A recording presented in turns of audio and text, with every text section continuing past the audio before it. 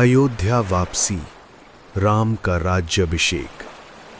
धर्म, प्रेम और आदर्श शासन की अमर गाथा। भारतीय संस्कृति के महान ग्रंथ रामायण में वर्णित अयोध्या वापसी और राम का राज्याभिषेक केवल एक राजा के सिंहासनारोहण की कथा नहीं, बल्कि त्याग, धर्म, प्रेम, कर्तव्य और आदर्श शासन की स्थापना का दिव्य प्रसंग है। 14 वर्षों का वनवास, अनगिनत कष्ट, माता सीता का हरण, लंका युद्ध और रावण वध के पश्चात जब प्रभु राम अयोध्या लौटे, तब संपूर्ण आर्यावर्त में आनंद की लहर दौड़ गई। ये प्रसंग केवल ऐतिहासिक नहीं, बल्कि भारतीय जनमानस की आत्मा में बसा हुआ है। वनवास की पूर्णता। 14 वर्षों पूर्व जब अयोध्या के महाराज दशरथ ने कैकेयी के वरदानों के कारण राम को वनवास भेजा, तब अयोध्या शोक में डूब गई थी। राम ने पिता की आज्ञा को सर्वोपरि मानते हुए राज्य, सुख सुविधा और वैभव त्याग दिया। उनके साथ वन को गए माता सीता और भ्राता लक्ष्मण। वनवास के दौरान उन्होंने अनेक राक्षसों का संहार किया, ऋषियों की रक्षा की, मित्रता की और अंततः रावण का वध कर धर्म की स्थापना की। अब समय था अयोध्या वापसी का। लंका से प्रस्थान। रावण वध के पश्चात लंका में विभीषण का राज्याभिषेक हुआ। विभीषण ने विनम्रता पूर्वक राम से आग्रह किया कि वे कुछ दिन लंका में विश्राम करें, परंतु राम का मन अयोध्या और अपने भ्राता भरत की ओर था। तभी देवताओं द्वारा पुष्पक विमान प्रस्तुत किया गया। ये वही दिव्य विमान था जो रावण के पास था। राम, सीता, लक्ष्मण, हनुमान, सुग्रीव और समस्त वानर वीर उसी विमान में बैठकर अयोध्या की ओर प्रस्थान किए। मार्ग का वर्णन। पुष्पक विमान आकाश में उड़ा। राम सीता को मार्ग के प्रत्येक स्थल का स्मरण करा रहे थे। पंचवटी, चित्रकूट, ऋष्यमूक पर्वत, समुद्र तट। सीता की आंखों में बीते वर्षों की स्मृतियां तैर उठीं। हनुमान और सुग्रीव हर्ष से भरे थे। लक्ष्मण का मन भी प्रसन्न था, परंतु वह सदैव की भांति संयत थे। भरत की प्रतीक्षा। अयोध्या में भरत नंदीग्राम में रह रहे थे। उन्होंने राम की खड़ाओं को सिंहासन पर रखकर राज्य चलाया था।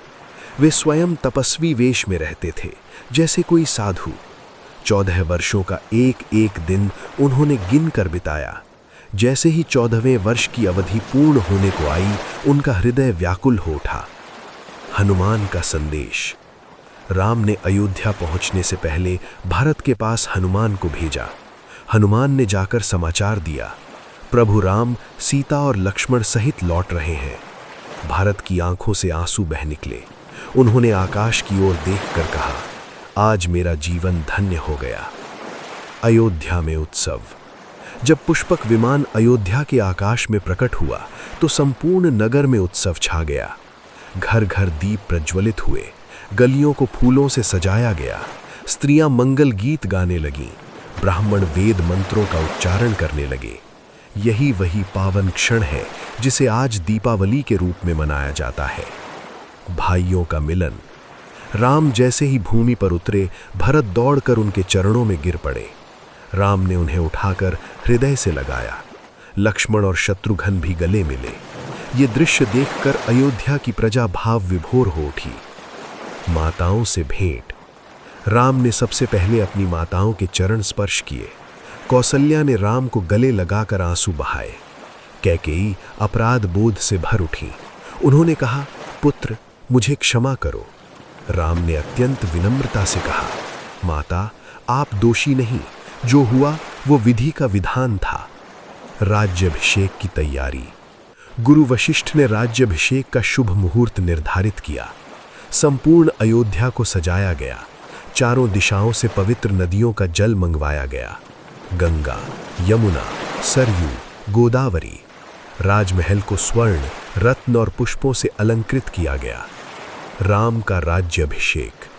शुभ मुहूर्त में राम और सीता सिंहासन पर विराजमान हुए। गुरु वशिष्ठ ने वैदिक मंत्रों के साथ उनका अभिषेक किया। देवताओं ने आकाश से पुष्प वर्षा की। संपूर्ण अयोध्या जय श्री राम के उद्घोष से गूंज उठी। लक्ष्मण, भरत और शत्रुघ्न उनके समीप खड़े थे। हनुमान फोल्डेड हैंड्स में खड़े थे। उनकी आंखों में आंसू थे, पर हृदय आनंद से भरा था। राम राज्य की स्थापना। राम का राज्याभिषेक केवल बाहरी यात्रा नहीं, बल्कि आत्मा की यात्रा का प्रतीक है। वनवास बराबर जीवन की कठिनाइयां, लंका बराबर मोह और अहंकार, रावण वध बराबर बुराइयों का अंत, अयोध्या वापसी बराबर आत्मशांति की प्राप्ति, राज्याभिषेक बराबर आत्मा का परमात्मा से मिलन। उपसंहार।